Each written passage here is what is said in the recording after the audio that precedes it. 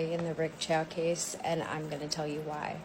The jury yesterday came back with a verdict of not guilty on murder in the Rick Chow case, and I am a criminal defense attorney, and I'm going to tell you why that was the correct verdict. Now, the jury, or the prosecution and the defense, agreed to only send the jury back with the charge of murder.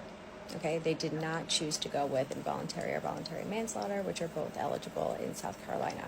There are not degrees of murder in South Carolina, so murder is the only charge, and this is the definition of murder in South Carolina.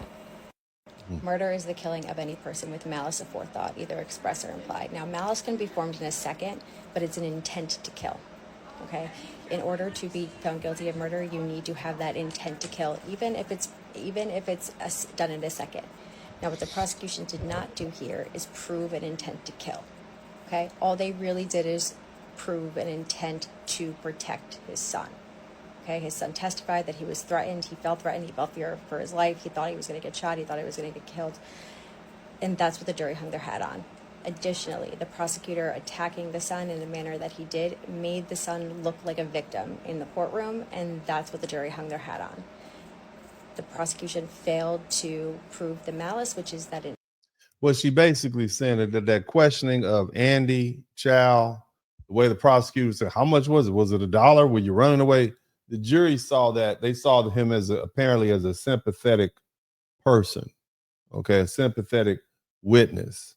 And because of that sympathy that they had for him, when the prosecutor began badgering him, you know, my dad was just trying to protect me. Again, you be reminded that 5 of these juries were black people from South Carolina, and 2 other ones were undisclosed, which means they might have been mixed, they might have been some other group, but 7 of these jurors were non-white. It was only 2 white men and 3 white women on the jury. So this is basically a predominant jury of black people with a couple of, I don't know, brown people or maybe mixed people on the jury.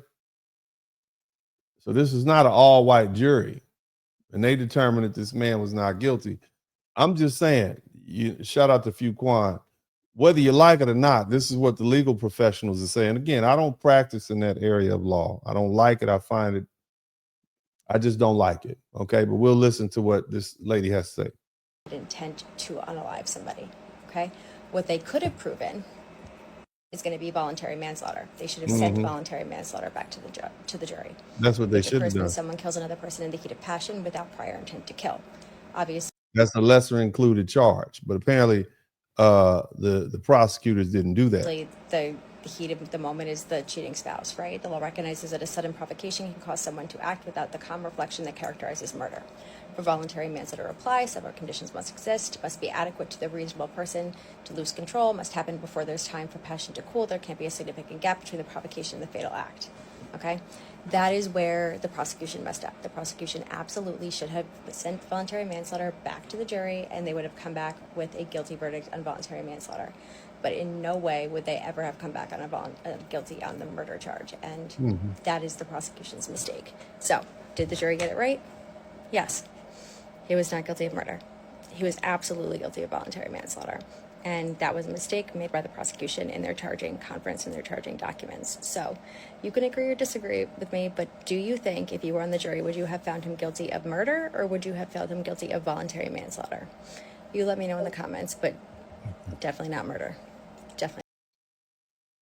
All right, so you're hearing from defense attorneys saying what it is. They would know better than that lady is saying they got it right. But again, a lot of evidence was not allowed in.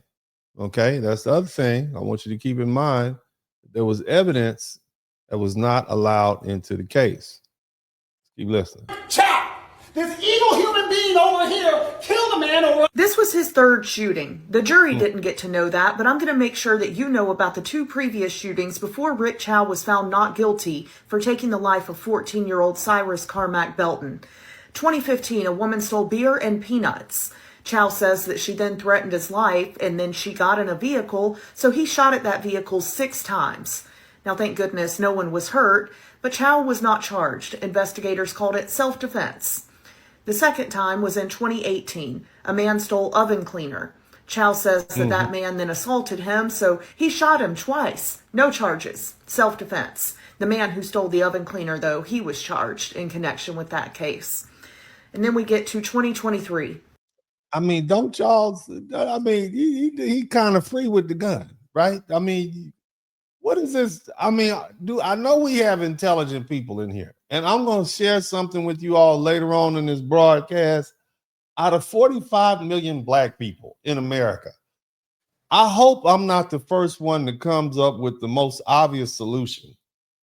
I'm just saying, I hope out of all 45 million black people, I'm including the Africans and all you intelligent Africans in Korea, all y'all, I see a very easy remedy for this situation.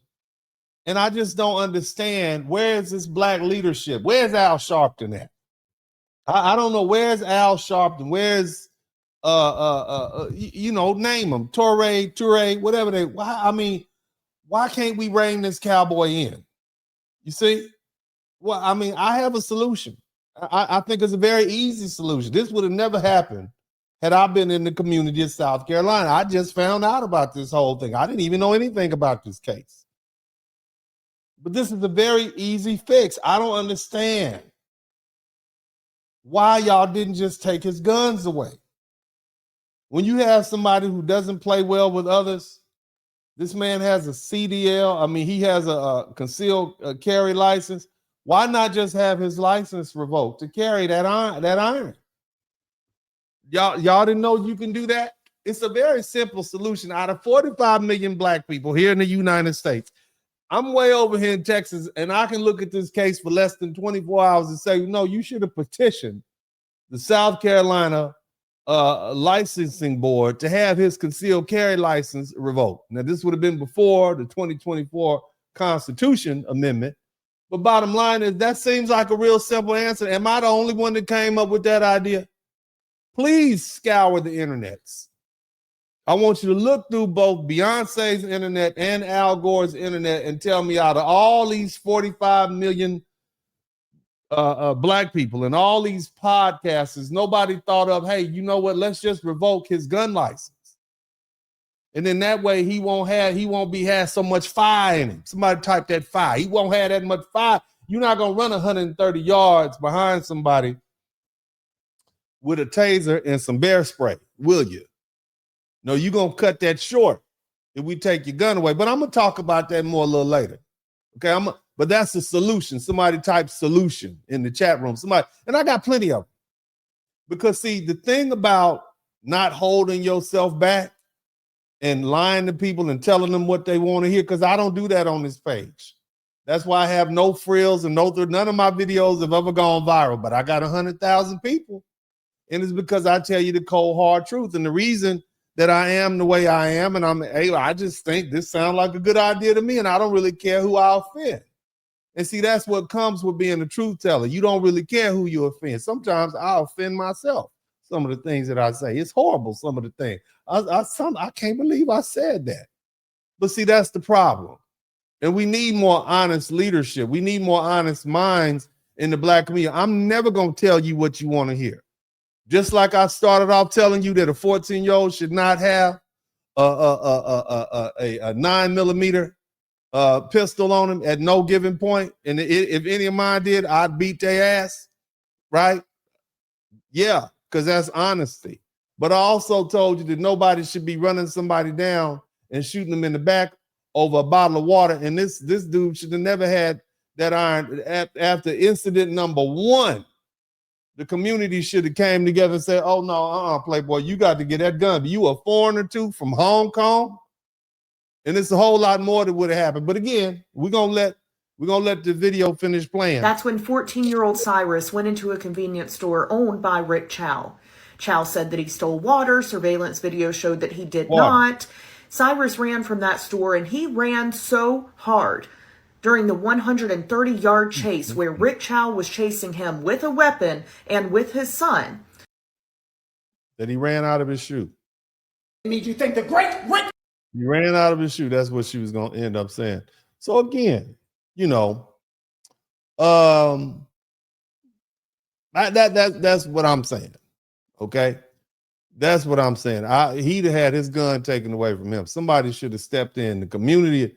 What I really think is, I think that the community in South Carolina, y'all let this young man down. Y'all let the whole community down.